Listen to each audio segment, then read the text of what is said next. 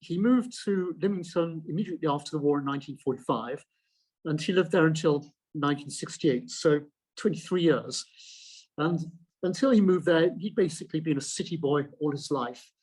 But towards the end of World War II, somehow, and it's not quite clear, he came across this lovely, it's demolished now, of course, but Georgian, 17th century Georgian manor in Grove Place in Lymington, which had been built onto a Jacobean farmhouse, and it was falling into a state of disrepair.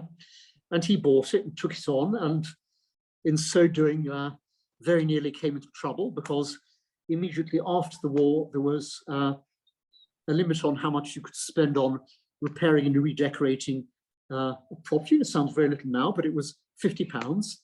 And Dennis Wheatley had spent, without hesitation, £1,100. And a local spiv who had used the place as a storeroom during the war saw what was going on, and he sought blackmail Dennis Wheatley. So on the pretense that he was going to cough up, Dennis Wheatley got the man to come round one day, got the builder to stand behind another door, got the man to repeat his story, and summoned out the builder and said, well, okay, you may get me on the planning regulations, but you're going to go down for blackmail. And builders being builders, I dare say he added a few other possible consequences, but the spit backed down, and so Dennis Wheatley continued refurbishing his lovely home. And lovely it was indeed. There are plenty of pictures still around of it. And when he was there, he would spend roughly 6 months writing, and he would allow no one to disturb his writing, and then 6 months relaxing. And in the days when it was the province of the super rich, he would travel the world, and he would entertain all of his general friends from World War II down there, and he had a wonderful time. And as well as his wife doing the gardening, he had a passion for bricklaying. So if you go down Church Lane now, you'll see still a wavy wall which he built to copy the wavy walls, some which still survive in Lymington from Napoleonic times. And if you look in the gardens of the more modern buildings in Grove Place now, you'll see quite a few remains of arches and walls that Dennis Wheatley put up. And I don't know if they're listed yet, but I certainly hope they will be. And he was quite well known in the locality. He signed books for the locals. I saw one come up on eBay last year, for example, which he signed to the man who repaired his wife's deep freezer. In 1968, he was the president of the New Forest Show.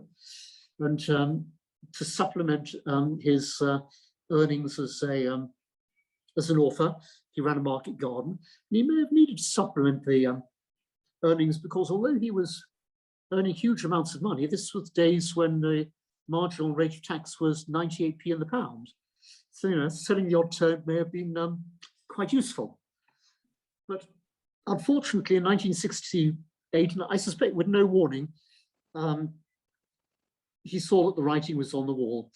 His gardener was very elderly, and he had a couple of people who'd lived in since he moved in to look after the house. And they decided it was time. They were getting old and they wanted to move on. And he couldn't find anyone to replace them. So he decided to sell the house. And we still have the particulars. The contents were sold over 3 days. There was some publicity on the TV. And the sale of the contents was a huge success.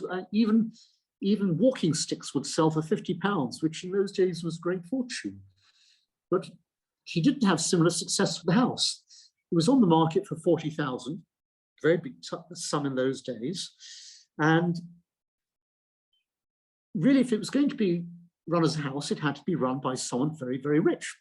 And there was no one else who was a taker. And the house was a bit too small to be turned into a school, too small to be turned into a nursing home. So he accepted an offer far below what he wanted from a local property developer. And much to his sadness, although he was too good mannered to say so when he met the guy years afterwards, the chap quite deliberately left all the windows open so the rain would get in, and to dilapidate the house. And when it was in a suitable state, he applied to the local council to demolish it. And I think it's a great tragedy, but they said yes. So shortly after Dennis Wheatley left this house, which he thought would stand for centuries, it was no more. All that remains now, to the best of my knowledge, are the few walls in the around Grove Place, and if you search it out, his old front door, which someone bought off a skip, and I met the guy. He's a very nice guy, and which is now gracing a much more modern house's front door near the High Street. So that was the end of the Lymington years, but they're important years for Dennis. I think they were among his happiest years. He wrote about 30 of his books there, and in its heyday, it must have been fantastic. He had a library, most of which he had read, of 4,000 volumes. He sold off 1,500 bottles of wine when he left, so I have no idea how many he had when it was operational.